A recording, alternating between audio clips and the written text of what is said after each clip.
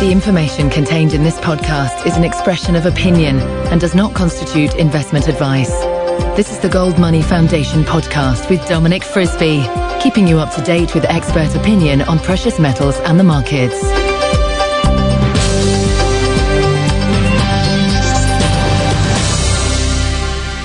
So I'm sitting here at the PDAC, which is, of course, the biggest mining conference in the world, and I'm sitting next to a gentleman called Mickey Fulp. Mickey is also known as the Mercenary Geologist, and that is the name of his website where you can find some of his work. And Mickey's very good at sourcing out the... how do I put this? The BS in the mining industry. He's good at identifying companies with genuine deposits that might work and those that haven't got a hope. And your presentation this morning, Mickey, was excellent, and it was called The Good, the Bad, and the But Ugly. So why don't we start with the good? Let's start on a positive note. What do you like? What do you look for in a mining company, and why? The nature of this talk is juniors and metals and their flagship projects. So good, the bad, and the ugly basically refers to types of deposits and commodities that I consider a junior can be successful in. And there are four key criteria within that. A timeline to from exploration, development, permitting, and most juniors have a lifespan of 5 to 8 years. So you need to pick a project that can be further advanced to a development that decision can work in that time frame. Otherwise, why do you say 5 to 8? Is that because after that time they get diluted? Yeah, they blow out their share structure by equity financings. Yeah. The other would be low cost producers, and that's kind of a no-brainer, which is the lowest quartile with peer comparisons. Another key criteria would be exit strategies. So a company that has an exit strategy of selling to a major, that happens about 1 in every 200 times. So you need a project that will have multiple exit strategies. And finally, a key criteria. So in other words, either it'll become a mine, or a major will buy it out, or the company can develop a mine itself. It's not too big. So you need something not too small, not too big, and middle-sized project. You don't want to be relying on selling to the greater fool, in other words. Right. And the final thing is access to capital, because a legitimate junior might be able to attract singly 50 to 100 millions, perhaps in some cases $200 million for capex for a mine. And so they have to be able to raise that capital for me without an external party, a major mining company, or some entity that they essentially have to give the deposit away and control the company in order to finance it. Okay, so now you used an example. Was it the Bingham mine you used as an example, which is the biggest?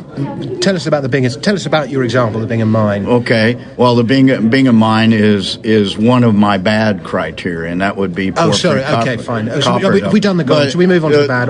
No, well, let's go and so I laid the groundwork on how the good works, the good and the bad and the ugly. I've laid the groundwork. Now let's go from the good, okay? So I like open pit heap leach oxide gold deposits because they're open pitable, they're cheap to mine, they're low cost to put in production. And in an instance like Nevada, you can have a low cost gold mine in production from start to finish in 5 years. Okay. I also like in situ recovery or copper oxide deposits, which in copper oxide deposit is really analogous in terms of its capital expenditures, its margin over operating margin, etc., very similar to an oxide gold deposit. The final good for me is ISR, in situ recovery, or open pit heap leach uranium. Okay. And they're very similar in these three types of deposits in the fact that they have low capex, they have good margins, they are quick to develop, they are easy to permit in the right jurisdiction. So that's something, and there's multiple exit strategies. Yep. You can sell to a bigger company, you can develop yourself, you can joint venture with somebody, do a strategic alliance, you can build a mid-tier company by combining 2 or 3 small juniors, make a mid-tier gold producer on the order of what, Gold Corp started with that that sort of idea, and built a major mining company eventually. So in other words, I mean, in mining terms, I'm a rookie compared to you. But in other words, what you're looking at, every company that I've been invested in that has built a mine has encountered some kind of hitch on the way. So in other words, you're looking for companies where there is going to be the minimum of hitches. Exactly. Okay, so let's move from there to the bad, shall we? Okay, so the bad would be examples. Well, polymetallic deposits, because they require big mills and high capex, and they also require smelters, which leads to third-party risk, because no junior is not going to build a smelter. There's basically 5 or 6 companies in the free world, and I'll exclude China, that run the world's smelters. So how much does a smelter cost to build? I have no idea. Okay, I have silly money. Billions, silly money. Even sillier than the price that the gold price is going to in a few. So I don't like polymetallic deposits. That would include lead, zinc, silver, VMS, volcanogenic massive sulfide, the nickel, cobalt, platinum, copper deposits. For instance, Voisey Bay, found by a junior, but developed by a major. Yeah. Right. But within those things that you don't like, you were very generous and said, there are examples of companies that can work. There's always these are rules of thumb, okay? And there's always exceptions. And so you mentioned briefly there Bingham Canyon. Well, it would cost probably $10 billion to put Bingham Canyon into production again. I mean, that mine has existed since 1842. It was the world's first open pit copper mine. It's been in continuous open pit production since 1903. It will go until you and I are long gone and our grandkids are on the planet, right? Okay. It will go and go and go. But to do something like that now requires extensive capital expenditures. The lead time to develop from exploration to delineation of a significant resource to development permitting is a very long time frame for any of these porphyry coppers, well on the order of 10 to 15 years. So that would you include kind of Ivanhoe's mine in Mongolia in that category? Do you know BHP is now the partner, right? Yeah. So they can't do it themselves, and we've seen the struggles they've gone through on that.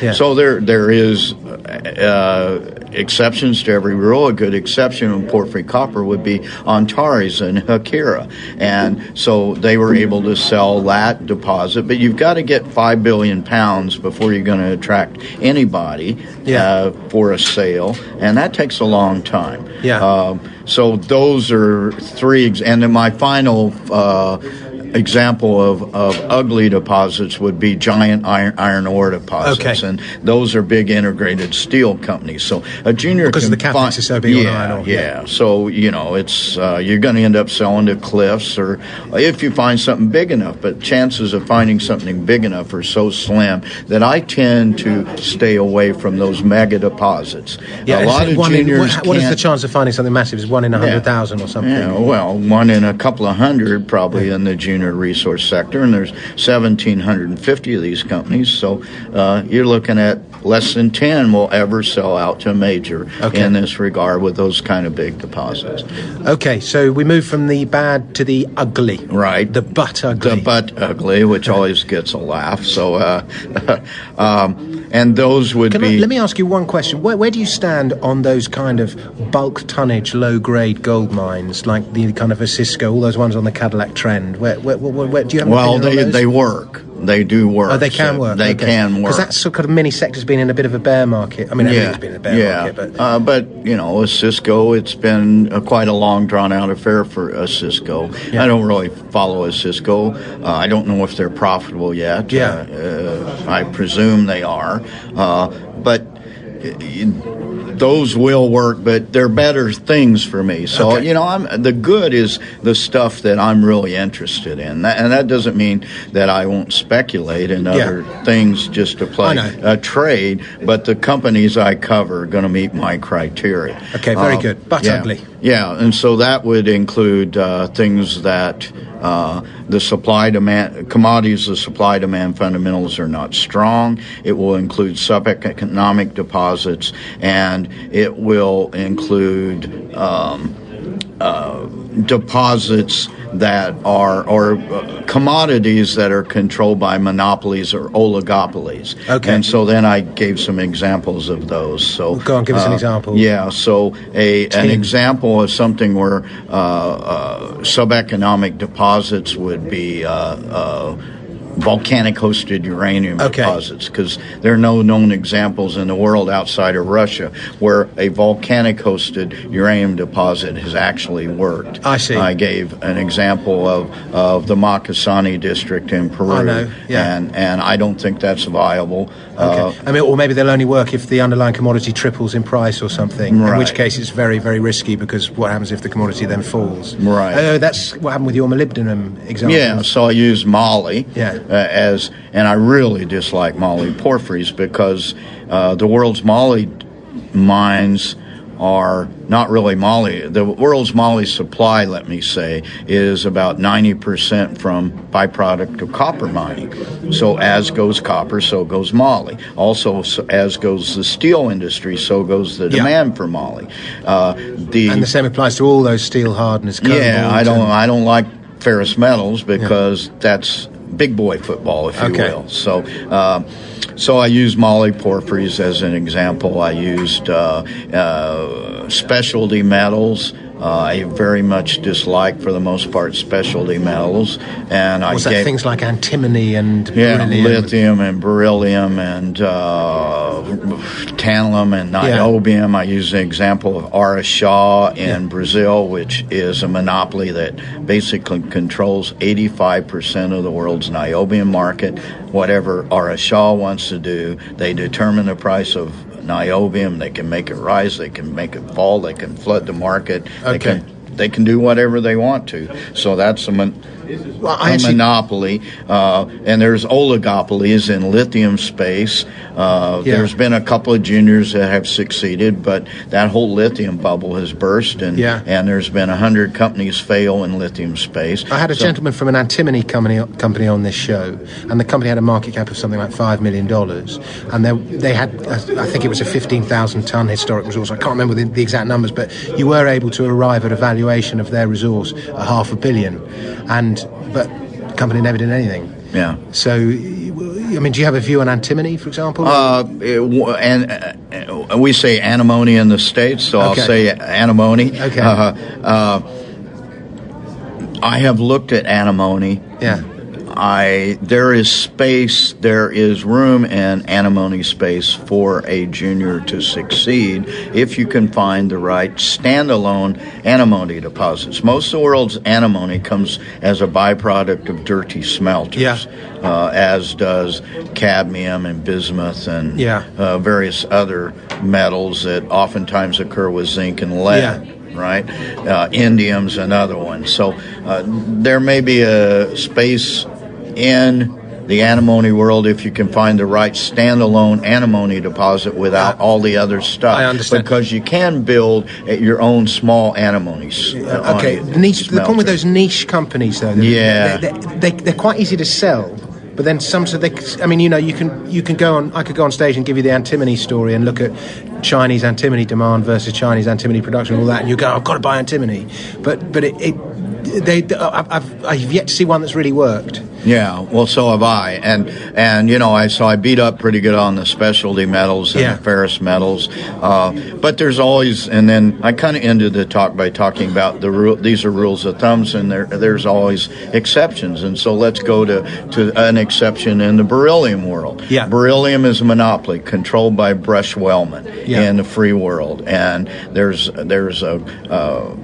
basically two producers of beryllium in the world. Spore Mountain in Utah, Brush-Wellman, and then in Kazakhstan there are stockpiles of beryllium that comes out of a processing plant, former Soviet Union. So in antimony space, part of my, even in the Bud Ugly, integrated specialty metal companies can work.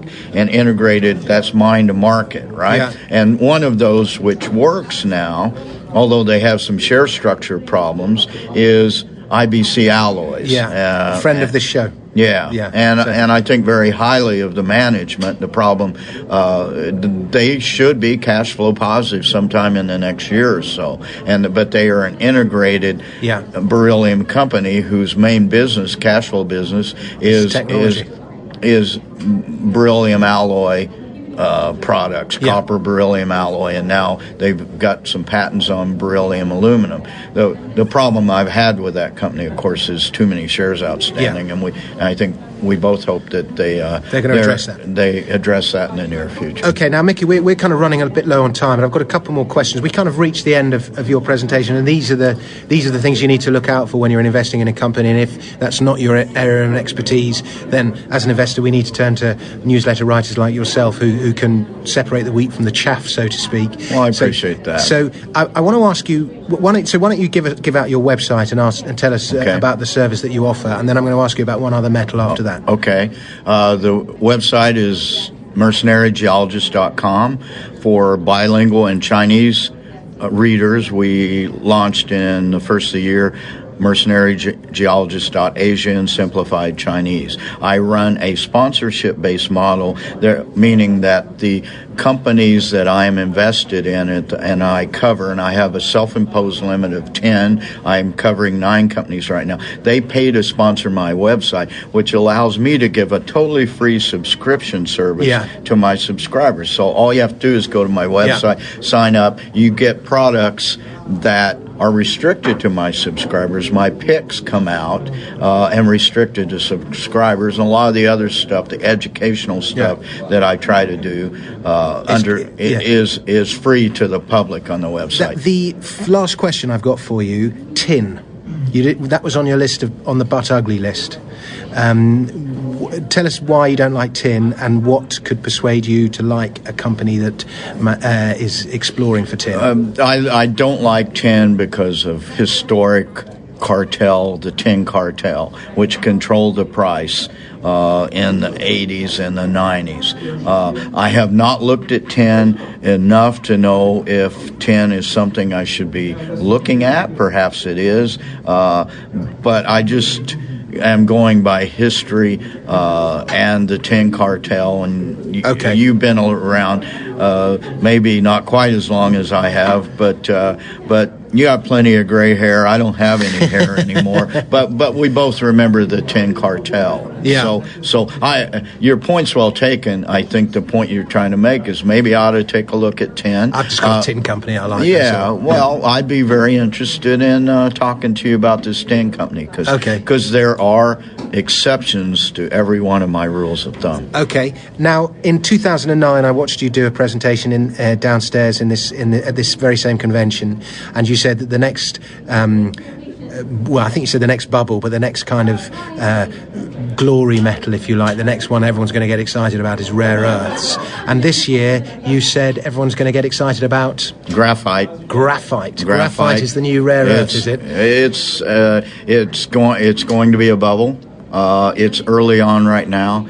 It's a good time to get into a favorite graphite play if you have one. How many graphite companies are there? I don't know right now. Here's what I am realizing, that every shark, snake, and charlatan in Vancouver, in other words, most promoters are looking for a graphite play to fund a graphite company right now. Is that right? So it is the newest thing on the block. I think it's going to be the next big thing.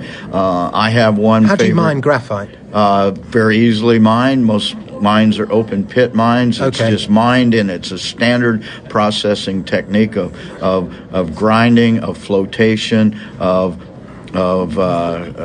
recovery of a concentrate, of drying it, sacking it, and shipping it. So it's a very standard mine mill process. The key is you need to make a very high grade graphite concentrate 95% or better graphite. The other key is the flake size. So the great demand is in what's called large flake graphite and not amorphous graphite, which the Chinese have. The Chinese are running out of large flake graphite. Okay. So I see an opportunity in the graphite business right now. Okay, that's interesting. And well, you heard it here first, ladies and gents.